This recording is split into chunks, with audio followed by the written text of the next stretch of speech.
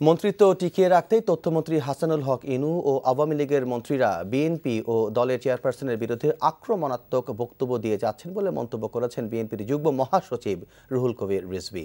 সকালে নয়াপল্টনের কেন্দ্রীয় কার্যালয়ে সংবাদ সম্মেলনে তিনি এ মন্তব্য করেন। রিজভী বলেন, প্রকৃত সত্য যাতে বের হয়ে না আসে সেজন্য জনগণের মুখ বন্ধ রাখতে মামলা দেয়া হচ্ছে। এছাড়া ৭২ থেকে ৭৫ পর্যন্ত জাসদের গণবাহিনীর সন্ত্রাসী কর্মকাণ্ডের মধ্য দিয়ে এদেশে জঙ্গিবাদের উৎপত্তি হয়েছে বলে মন্তব্য করেন রিজভী আহমেদ। গণতন্ত্র হত্যা, বিরোধী দলীয় নেতাকর্মীদের নিধন ও বিচার বহির্ভূত হত্যাকাণ্ডের জন্য একদিন জনতার আদালতে এ সরকারের মন্ত্রী আমলাদের বিচার হবে বলেও উল্লেখ করেন রিজভী আহমেদ।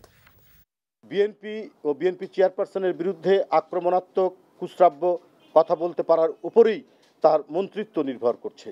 আসলে আজকে যে জঙ্গিবাদের উৎপত্তি তা হাসানুল হক ইনুদের ৭২-৭৫-এর সহিংস কর্মকাণ্ড থেকেই এর শুরু হয়।